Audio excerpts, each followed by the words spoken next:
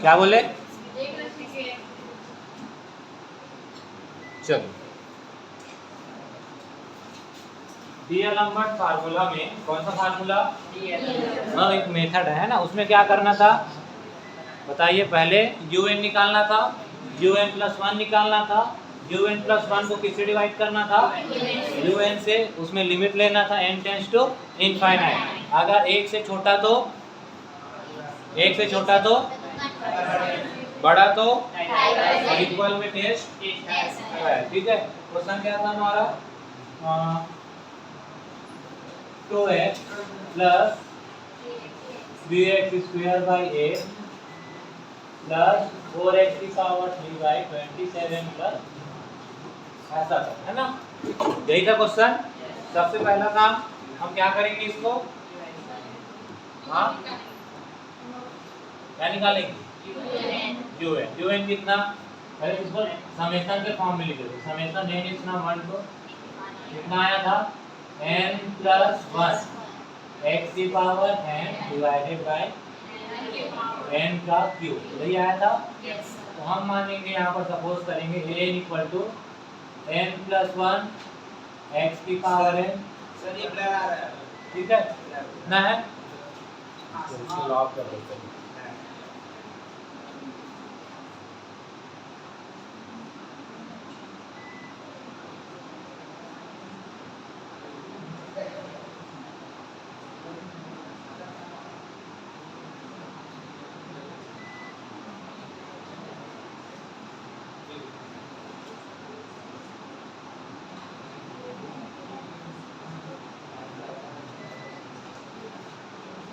ठीक है जी, an+1 कितना होगा? जहां जहां n है वहां वहां क्या रखना है आपको? n+, ये हो जाएगा n+2 की पावर x की पावर डिवाइडेड बाय, हो गया? ठीक, अब क्या करेंगे? an+1 को an से डिवाइड, तो क्या करेंगे? an+1 डिवाइडेड बाय कितना आएगा बताइए? हाँ कितना आएगा?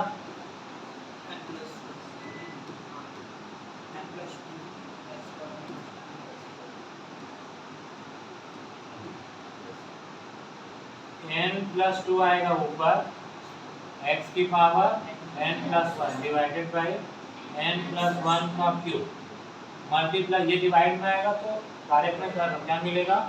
n की पावर 3 n+1 x की पावर n हो जाएगा इतना।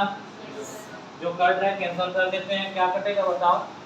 यहाँ x की पावर n+1 है, यहाँ x की पावर n, तो क्या बचेगा ऊपर? x की पावर क्या बचेगा? ये हो जाएगा यहाँ से an+1 divided by an equal to n+2 बचा, x की पावर 1 बचेगा डिवाइड में n+1 की पावर 3 मल्टीप्लाई n की पावर 3 डिवाइडेड बाय n+1। यहाँ तक क्लियर है? अब हम क्या करेंगे? इसको और एडजस्ट कर लेते हैं, an+1/an। यहाँ से क्या बाहर आएगा? n। क्या बाहर आएगा? क्या बचा? 1+2/n x डिवाइडेड बाय, यहाँ से n बाहर निकालो, इंटू n है ना, n का ये वाला। यहाँ से n की पावर 3 बाहर आया तो क्या बचेगा? 1+1/n की पावर। सही है? नहीं है? सही है ना? इसमें n देखो, ये क्या है? दोनों n बाहर निकालेंगे तो यहाँ क्या बचेगा? n जैसे ही निकले n की पावर 3 हो जाएगा, और ये 1, यहाँ 1 था, n बाहर निकाले तो 1/n। ठीक है, चलिए यहाँ से n निकाले कॉमन, 1+1/, ऊपर में कितना n? n की पावर 4, और नीचे भी n की पावर, तो क्या हो जाएगा? ये वाला कैंसर, ये वाला भी 4। क्या बचा? 1+2/n into x divided bye 1+1/n की पावर 4 हो जाएगा। क्या देखिए ध्यान से, हो जाएगा पावर 4। अभी हम लोग केवल क्या निकाले? an+1/। अब क्या करेंगे? लिमिट लगाएंगे। n को कहाँ लेके जाना है? इनफाइनाइट। है ना, और या इंग्लिश बाय नाउ, है ना। क्या लिखेंगे, limit n goes to an plus 1 by an equal to, इधर भी रख देते हैं, limit n goes to infinite 1 plus 2 by n x divided by 1 plus 1 by n की पावर, क्लियर ना। रख दीजिए, क्या मिलेगा, 1 प्लस 2 बाई इनफाइनाइट x और नीचे 1 प्लस 1 बाई इनफाइनाइट। आंसर कितना जाएगा, कैसे एक्स समझ आ गया ना। ये हो जाएगा 1 प्लस 0 1 प्लस 0। अब x जो आया है वो 1 से बड़ा है कि छोटा है कि बराबर है, बताओ। तो समझ आ रहा है क्या, नहीं समझ आ रहा है ना। तो हम क्या करेंगे, यहाँ पर 3 केस लेंगे। कितना केस लेंगे, या तो एक पहला क्या करेंगे, x को क्या ले लेंगे, 1 क्या ले लेंगे, उसके बाद x को, अच्छा इसमें क्या दिया है बुक में, ध्यान से देखिए,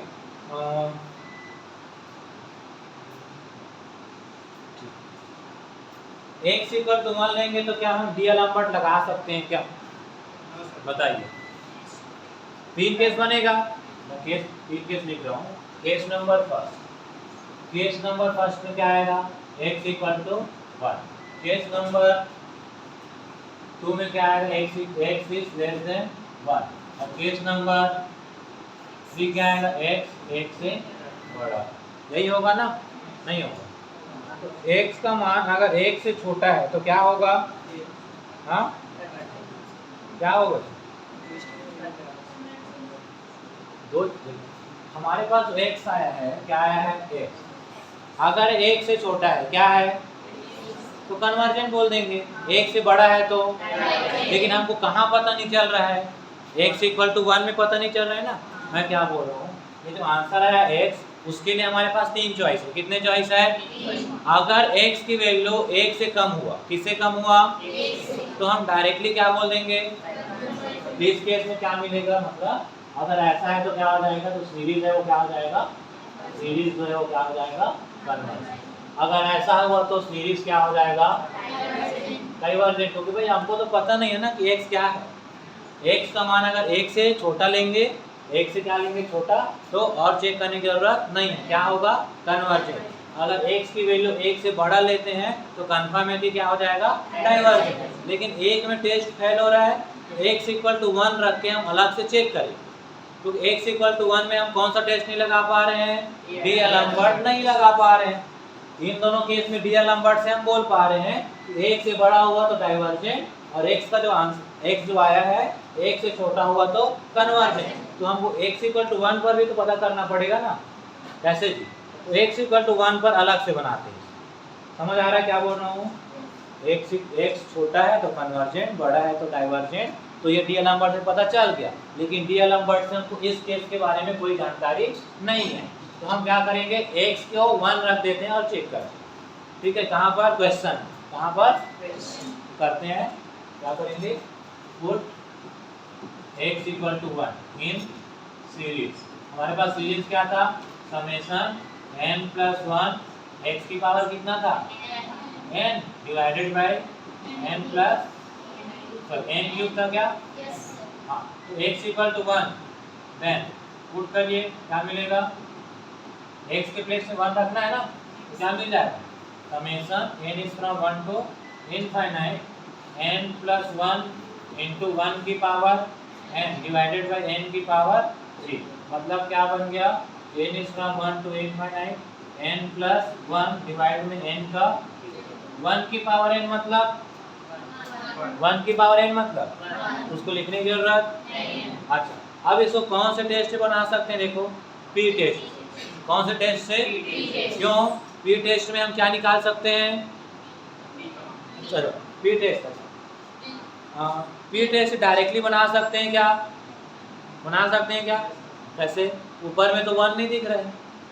देखो 2 तरीके हैं इसको बनाने का ना, मैं दोनों तरीके से इस, अच्छा ये बताओ, 2 नंबर को जोड़ेंगे और दोनों फाइनाइट है, क्या पूछा, 2 नंबर लेंगे उसको जोड़ेंगे और दोनों क्या है, फाइनाइट है। तो क्या दोनों को जोड़ने पर इनफाइनाइट आ सकता है क्या, 2 बस नंबर लिए आ सकता है क्या, नहीं आ सकता।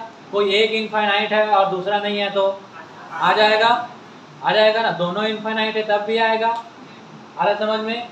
तो क्या समझ आया, अगर हमारे पास दो सीरीज है, पॉजिटिव टर्म की बात कर रहे हैं हम, अगर दोनों में से कोई एक भी क्या हो जाए, इनफाइनाइट आ जाए, मतलब डाइवर्जेंट, तो दूसरा को जोड़ने पर भी वो क्या रहेगा, वन इनफाइनाइट आ जाएगा। तो यहाँ पर क्या करेंगे, इसको मैं अलग अलग सेपरेट करेगा, क्या मिलेगा, n is from 1 to infinite, n by n की पावर 3 प्लस 1 by n की पावर 3, लिख सकता हूँ ऐसा, लिख सकते हैं। चलिए अब उसको थोड़ा सिंप्लीफाई कीजिए, क्या मिलेगा, बुक में थोड़ा सा पी टेस्ट का यूज किया, उसको भी बताऊंगा मैं, है ना, मतलब वी एन टेस्ट का। यहाँ से क्या मिलेगा, ये summation n is from 1 to infinite 1 upon n की पावर 2 प्लस 1 upon n की पावर, यही है। समेशन को दोनों में अलग अलग ले लीजिए, तो क्या मिलेगा, 1 upon n square plus summation 1 upon n की पावर 2, यही है। पहले में p कितना है, अगर इसको देखें तो p कितना है, 2 ना, और तीसरे में सॉरी इसमें 3 है। ये कन्वर्जेंट की डाइवर्जेंट, कन्वर्जेंट की डाइवर्जेंट क्यों, क्योंकि p टेस्ट में p की वैल्यू 1 से बड़ी है, और यहाँ दोनों क्या हुआ, ये भी कन्वर्जेंट है और ये भी, तो पॉजिटिव टर्म की हम बात कर रहे हैं, तो sum of two convergent sequences convergent. आ रहा समझ में, आ रहा है ना समझ में, तो ये भी क्या हो जाएगा, टोटल क्या हो जाएगा, कन्वर्जेंट हो जाएगा। अब दूसरा तरीका देखिए, यहाँ तक ठीक है। अब यहाँ से मैं इसको नए तरीके से बना रहा हूँ, जैसे बुक में बनाया है ना। क्या करेंगे, पहले निकाल लेते हैं वी एन, क्या निकाल लेते हैं, तो वी एन कितना आएगा बताइए, एन लिख देंगे सबसे पहले, ऊपर में एन का मैक्सिमम पावर 1 है, नीचे एन का मैक्सिमम पावर, तो वी एन कितना बना।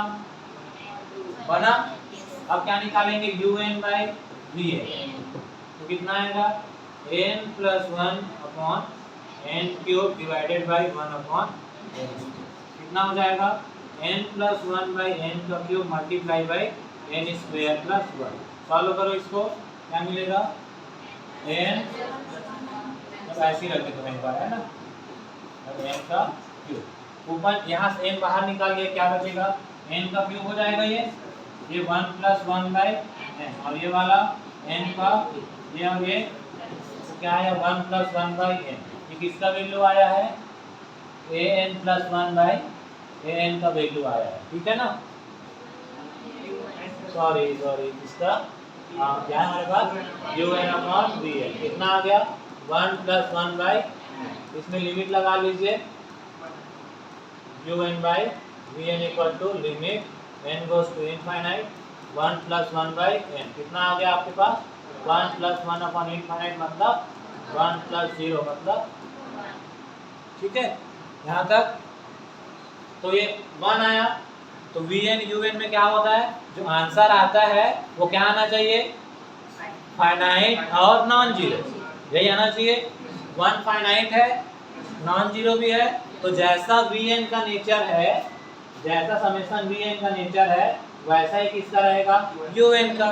बताइए वी एन में, वी एन को अगर सीरीज में लें तो कन्वर्जेंट की डाइवर्जेंट, ये कन्वर्जेंट की डाइवर्जेंट, ये वाला कन्वर्जेंट है कि डाइवर्जेंट, क्योंकि p इक्वल टू 2 है, तो ये कन्वर्जेंट हुआ वी एन, है ना, तो यू एन भी क्या होगा हमारे पास, कन्वर्जेंट होगा। आया समझ में, ठीक है, तो दोनों तरीके से बना सकते हैं, ठीक है ना। अब इसको नोट कर लीजिए आप।